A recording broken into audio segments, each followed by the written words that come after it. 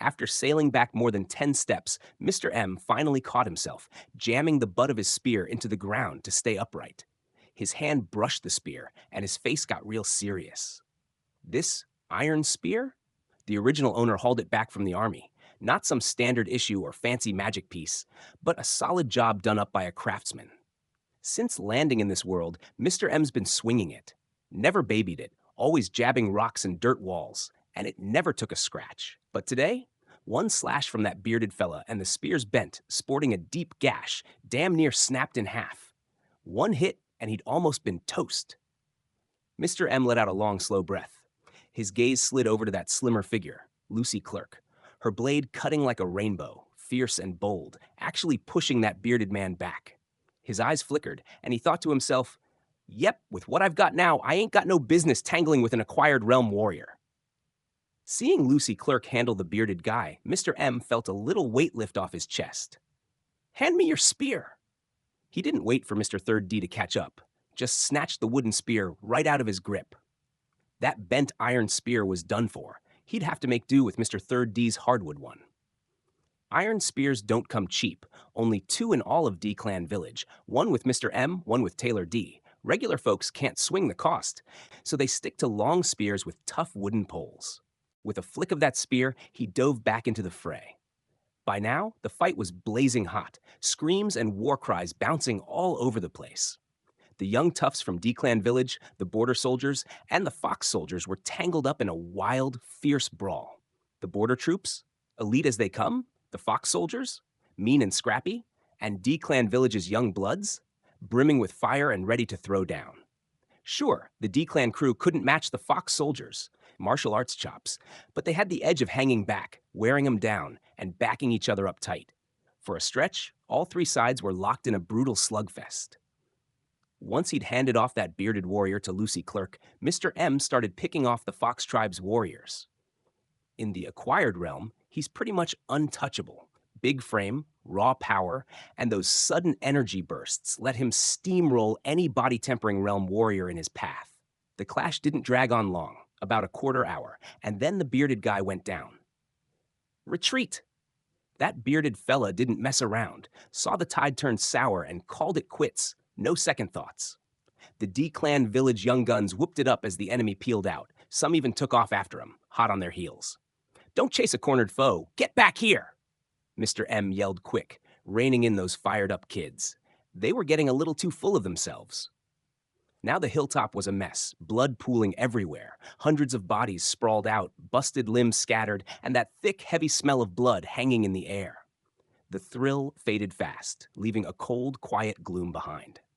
The young toughs of D-Clan Village got their first taste of a real bloody fight. Once the rush wore off, their faces went pale as ghosts. They just stood there, kinda lost, staring at their buddies stretched out on the ground. "What are you all gawking at? Get the wounded back! Move it!"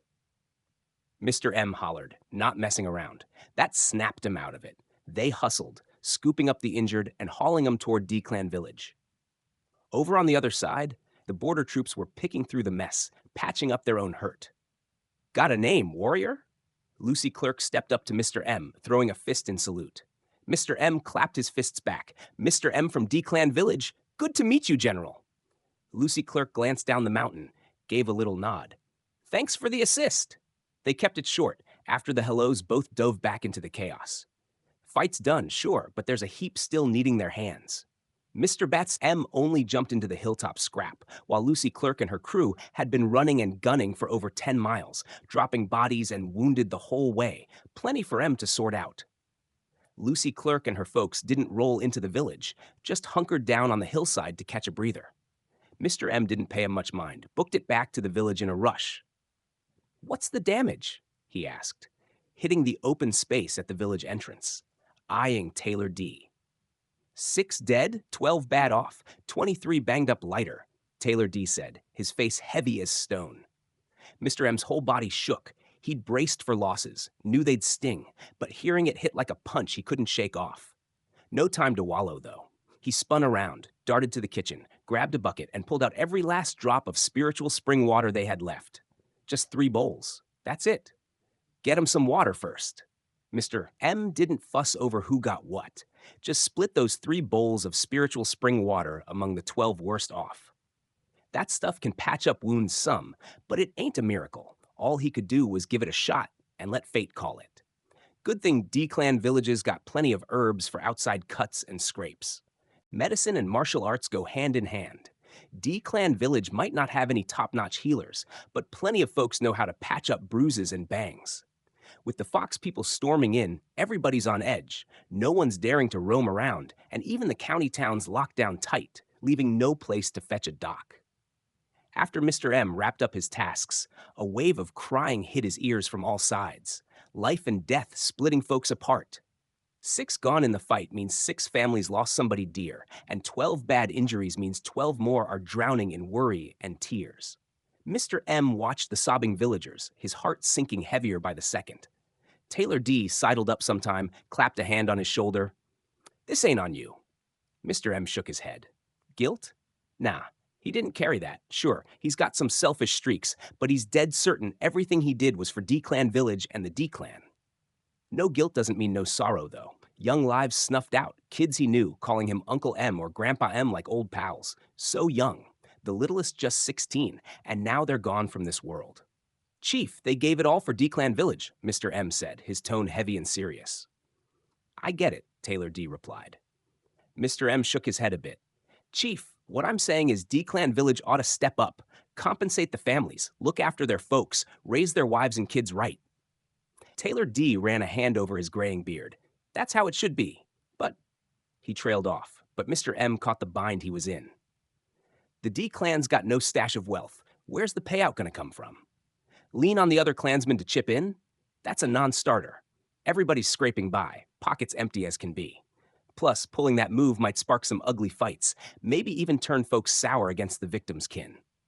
Can't do much now, but we can't let their sacrifice slip away. We'll pay 'em back when we've got something of our own down the line. We've got to take real good care of their parents, wives, and kids too. Nobody gets to push 'em around." Mr. M laid it out firm and solemn. The D-Clan's pretty tight-knit, but that don't mean there ain't some rotten apples in the bunch. Folks gobbling up whole households, picking on the old, weak, and young? That's happened before. Mr. M couldn't undo the past, but he's set on stopping it cold from here on out. Taylor D took it to heart when he heard that. "I'll spread the word. Don't you worry." That whole night, D-Clan Village was soaked in sorrow. Even the air in Mr. M's house hung heavy, real solemn-like. Mr. Second D headed out early to take over patrol from Hunter D. Even after that battle, D-Clan Village didn't slack on guard duty. Good thing Mr. M didn't have to sweat it himself anymore. Mr. First D, Mr. Second D, and Vance D hashed it out and took care of business. After breakfast, just as Mr. M was fixing to check on the wounded, Mr. Second D came barreling back. "Dad, that general from yesterday wants to see you." Last night, he'd kept those border soldiers out of the village, just sent them some hot water and grub. Don't go thinking Durong's army's all friendly kin. Truth is, plenty of regular folks got cut down by Durong's own blades. Some of those soldier bandits are nastier than mountain thugs or fox cavalry. When he got there, he spotted Lucy Clerk bossing around a dozen soldiers, hauling a bunch of stuff. "This humble villager greets the general," Mr. M said, dipping into a bow. "You saved my hide, brave man. No need for all that fuss." Lucy Clerk shot back, bowing right back at him. Mr. M lifted his head and took a good look at Lucy Clerk. And then, bam, he froze. A woman. They'd fought shoulder to shoulder yesterday, but he hadn't clocked that the general was female. Not one bit. Can't blame him, though. Lucy Clerk was a wreck yesterday, face all grimed up, looking like a dust heap. Plus, her raspy voice sounded rough as any man's, so Mr. M just figured she was a guy. Lucy Clerk caught Mr. M staring all dazed-like, flashed a grin, and said, "Guess you don't know who I am yet, warrior. I'm Lucy Clerk, guerrilla commander of Heavy Mountain Town's left camp." Mr. M blinked, stunned again. Way back, Mr. M got in through conscription. His martial arts landed him in Heavy Mountain Town's front camp. So yeah, he knew the Zhenbiao camp set up like the back of his hand. And this woman? She's the guerrilla general of the left camp. That gig's usually deputy commander's pick. Means she's a third-rank officer. No kidding. Third rank. He shrugged it off, bowed again. "Greetings, General Clerk." "You pulled me out of the fire. No need to stand on ceremony. Call me Lucy if you're up for it, Brother M, she said back. That Brother M hit him like a shiver. What's that about? Why's she calling me brother?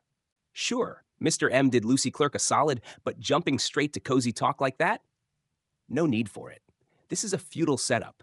Men and women split strict like chains clamping everybody down. Forget brother. Even strangers got to tiptoe around chatting cross-gender.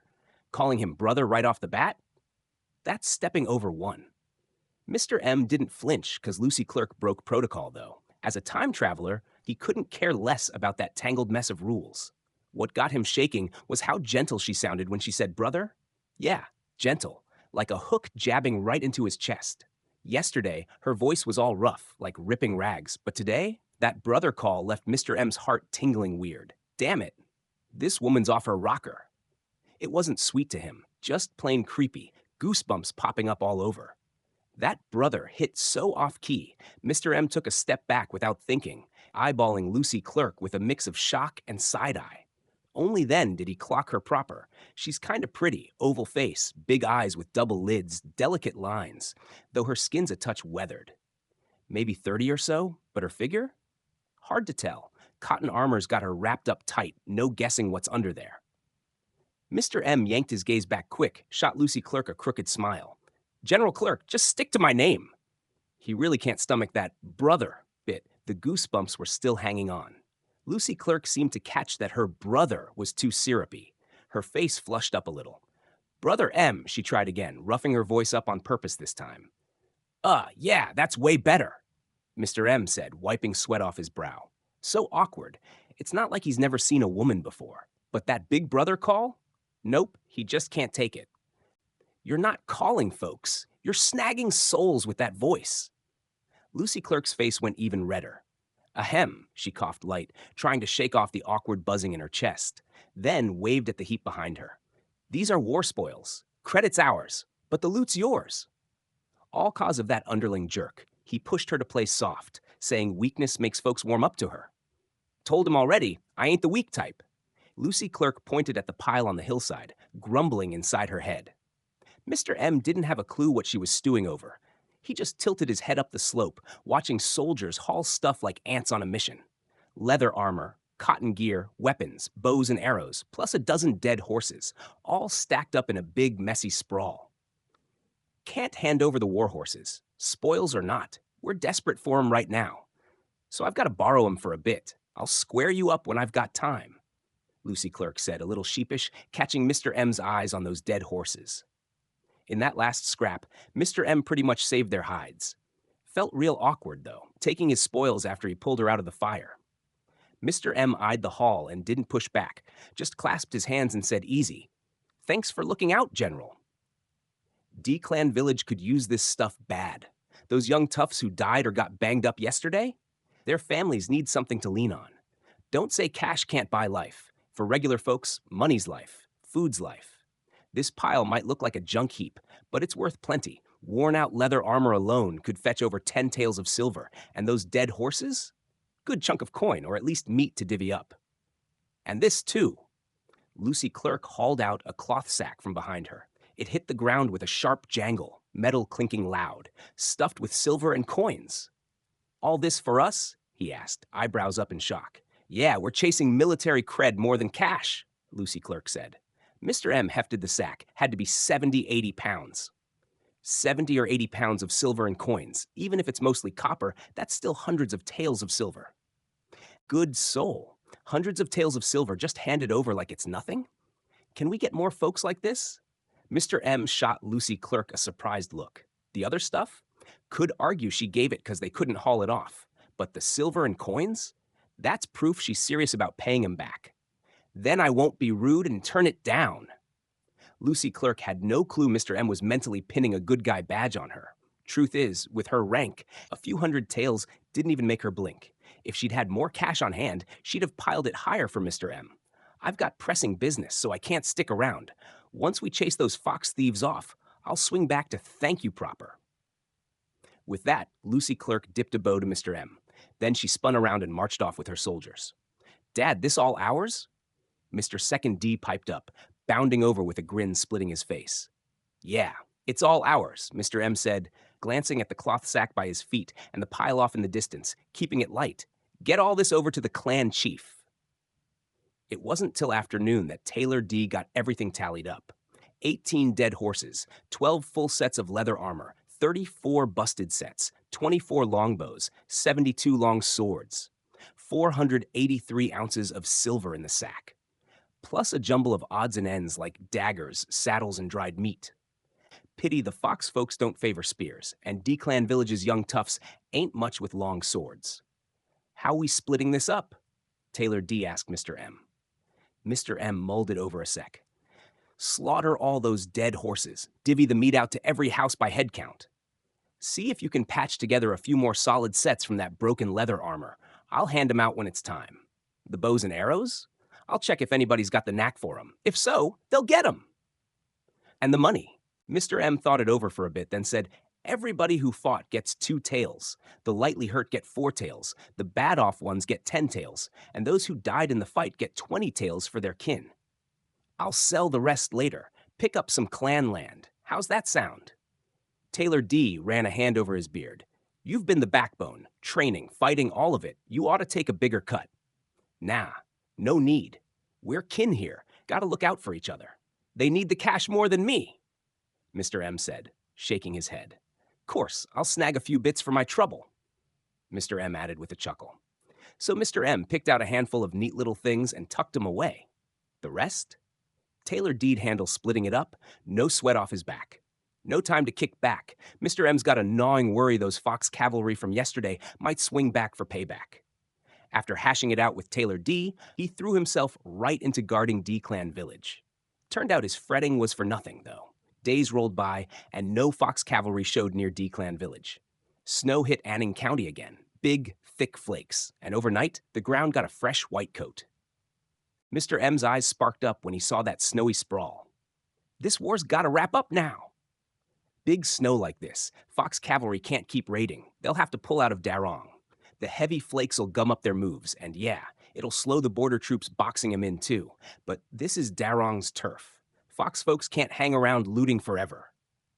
Dad, the snow up in the mountains must be real deep, Mr. First D said, stepping up beside Mr. M with a worried look.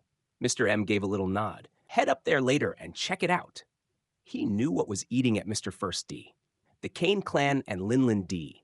Last year, Kane Clan Village got hit hard by bandits. Now they're dodging Fox cavalry raids, so they hightailed it to the mountains early. Mountain life's rough, and Linlin D's got a baby on the way. Counting months, she's 7 along now. Birthing's no picnic in these old days, and hiding out in the hills? One slip, and it could be 2 lives gone. Take Mr. Rowe, 3rd D with you. Watch yourselves, Mr. M cautioned. Forest gets dicey after a snow dump like this. Mr. First D and Mr. 3rd D pairing up smart. They can look out for each other if trouble hits. Got it, Dad, Mr. First D said with a grin.